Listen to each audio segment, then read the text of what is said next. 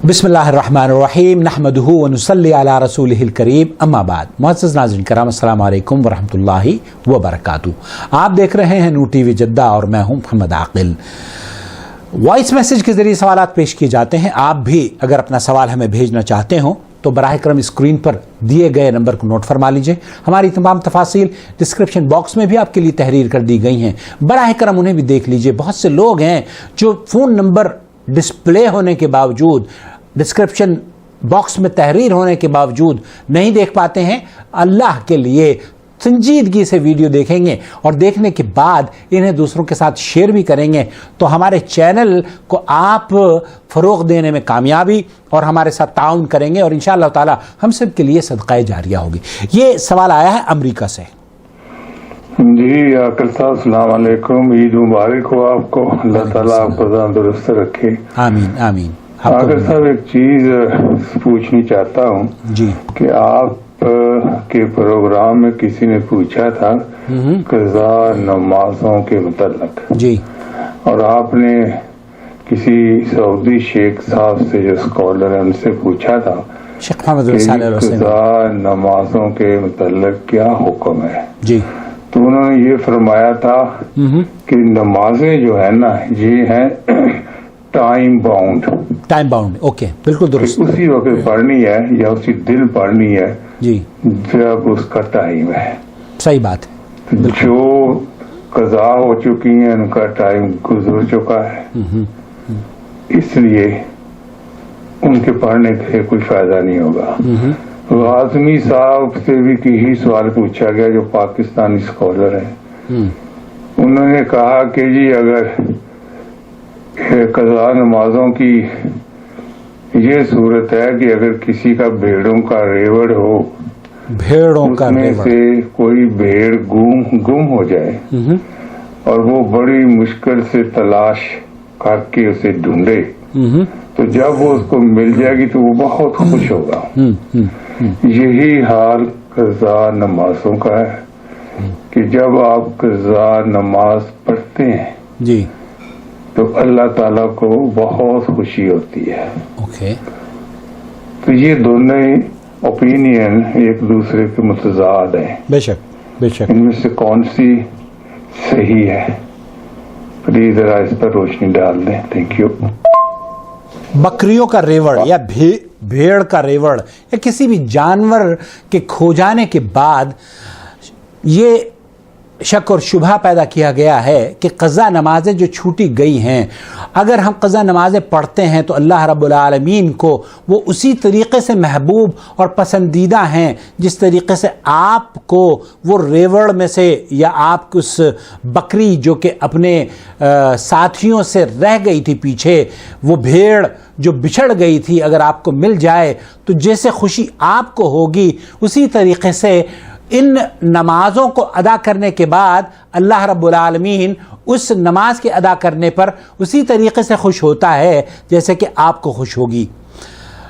मुझे नहीं पता कि ये किस पाकिस्तानी आलिम दीन की बात कर रहे हैं। अलबत्ता मैं ये ज़रूर जानना चाहता हूँ कि एक तो ये कि वो कौन साहब हैं, नंबर एक। नंबर दो, अगर आपके राब्ते में हैं तो उनसे ज़रूर पूछिएगा कि ये जो खुशी का इजहार आपने फरमाया है कि अल्लाह रब्बुल आलमीन इतना खुश होता है, वो वजह या ख़बर ये उन तक कैसे पहुंची है?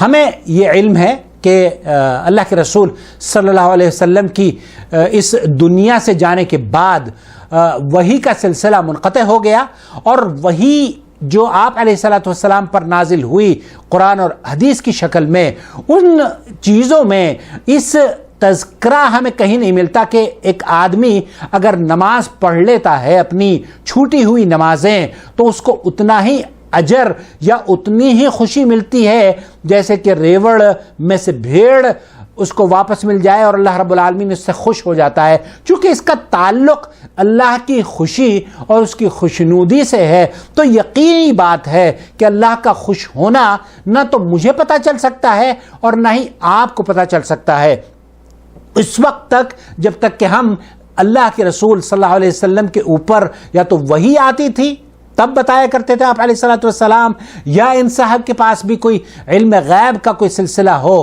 تو یہ کہا جا سکتا ہے کہ ہاں جناب آپ کے پاس کوئی وحی آتی ہو، لیکن ہمارا عقیدہ یہ ہے کہ جو اس بات کا دعویٰ کرتا ہے کہ اسے بھی غیب کا علم ہے یا وحی کا سلسلہ ابھی منقطع نہیں ہوا ہے، تو وہ دائرہ اسلام سے بلکہ اسے دائرہ اسلام میں داخل ہونے کے لیے یا اسلام کی بقا کے لیے اپنے ایمان کو تھوڑا سا تحقیق کرنی چاہیے اور جستجو کرنی چاہیے، کیونکہ ہمارا ایک بطور مسلمان ہمارا ماننا یہ ہے، جیسے کہ شیخ محمد بن صالح العثیمین رحمۃ اللہ علیہ کی ویڈیو میں نے آپ کی خدمت میں پیش کی تھی قضا نماز کے بارے میں، بہت سی عبادتیں ایسی ہیں اسلام میں جو کہ ٹائم باؤنڈنگ ہیں، اور بہت سی عبادات ایسی ہیں جو کہ جن کا تعلق مکان یا مقامات سے ہوتا ہے، یا بہت سی عبادات ایسی ہیں جن کا تعلق ایج سے ہوتا ہے۔ ایک آدمی اگر نماز فجر کی پڑھنا چاہتا ہے اور فجر کے وقت سے پہلے پڑھنا چاہتا ہے تو کیا وہ پڑھ سکتا ہے؟ نہیں۔ تو اس کا مطلب یہ ہوا کہ وہ ٹائم باؤنڈنگ ہے۔ ایک آدمی ظہر پڑھنا چاہتا ہے اور وہ 10 بجے ہی ظہر پڑھنا چاہے تو کیا پڑھ سکتا ہے؟ نہیں، کسی بھی صورت میں وہ ظہر 10 بجے نہیں پڑھ سکتا ظہر کی نماز سے پہلے۔ البتہ ظہر اور عصر کو ملا کر وہ عصر کے بعد بھی پڑھ سکتا ہے یا عصر کے وقت بھی پڑھ سکتا ہے۔ کیوں؟ کیونکہ اللہ کے رسول صلی اللہ علیہ وسلم نے اس کو اجازت دی ہے۔ اسی طریقے سے مغرب کی نماز ہے، کیا عصر کے بعد مغرب کے وقت سے پہلے وہ مغرب کی نماز پڑھ سکتا ہے؟ نہیں۔ تو یہ ٹائم باؤنڈنگ ہیں۔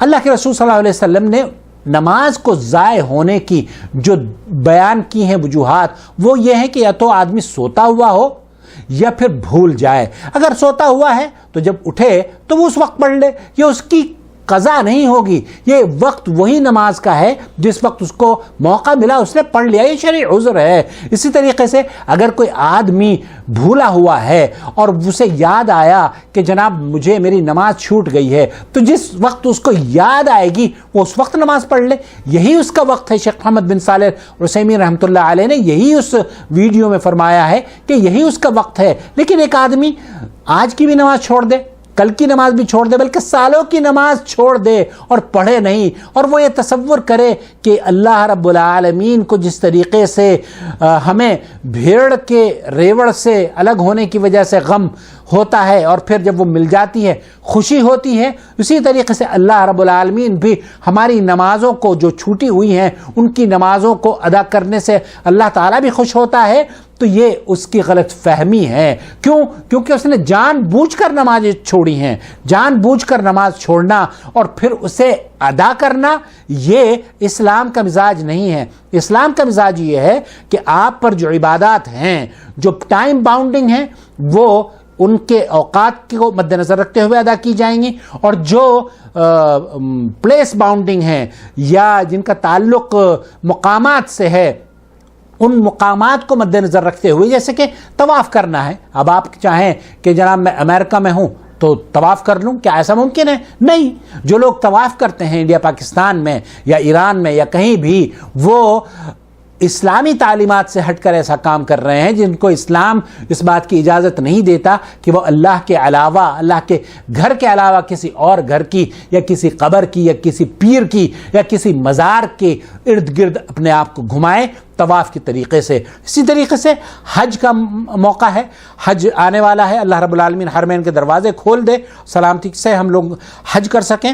کیا یہ حج ہم چونکہ حج اگر حکومت کی جانب سے پابندی رہی تو کیا ہم اپنے ملکوں میں کر سکتے ہیں؟ نہیں۔ تو یہ سٹی باؤنڈنگ ہے، یا وہ جو خاص مقامات ہیں حج کے، عرفات کا میدان، عرفات کا وقوف عرفات کے میدان میں ہوتا ہے۔ اب ہم کہیں کہ نہیں جناب ہمارے دلی میں رام لیلا میدان ہے، ہم وہاں کھڑے ہو کر حج کا وقوف ادا کر دیں 9 ذی الحج کو، کیا یہ ممکن ہے؟ نہیں بھائی، یہ ممکن نہیں ہے۔ تو یہ غلط فہمی ہے، غلط فہمی کو دور کر لیجئے۔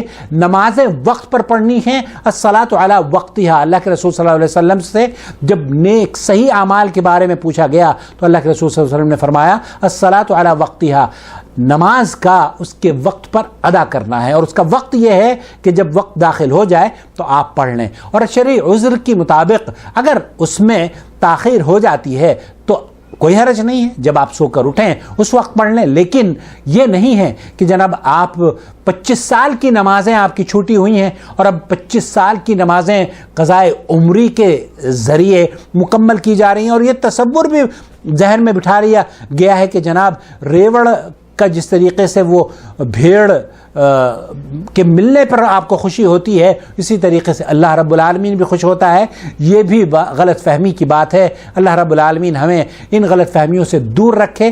اپنی نماز کی حفاظت کیجئے، صحیح وقت پر نماز ادا کیجئے، اور نماز کے بارے میں اللہ کے رسول صلی اللہ علیہ وسلم کا یہ فرمان ضرور یاد رکھیے کہ العہد الذی بیننا وبینہم الصلاۃ، ہمارے اور ان کے درمیان جو فرق ہے، حد فاصل ہے، وہ الصلاۃ نماز ہے۔ فمن ترکھا فقد کفر، جو اسے چھوڑ دیتا ہے وہ تو دائرہ اسلام سے خارج ہو جاتا ہے، وہ تو گویا کہ کفر اختیار کر لیتا ہے۔ اللہ رب العالمین ہمیں دائرہ اسلام میں رکھے، ہمیں اپنی نمازوں کی حفاظت کرنے کی توفیق عطا فرمائے، صحیح وقت پر نمازیں ادا کریں، اور اگر کوئی شرعی عذر ہے، بیمار ہے یا آپریشن تھیٹر میں ہے، آپ اس وقت نماز نہیں پڑھ سکتے، تو اسلامی تعلیمات ہیں کہ آپ ظہر نہیں پڑھ سکتے، ظہر کو عصر کے ساتھ پڑھ لیجئے، مغرب نہیں پڑھ سکتے، مغرب کو عشاء کے ساتھ پڑھ لیجئے، لیکن یہ سمجھنا کہ ان چاروں نمازوں کو یا 40 نمازوں کو چھوڑ کر میں بعد میں پڑھ لوں گا قضاء عمری کے تحت، تو قضاء عمری نام کی کوئی نماز اسلام میں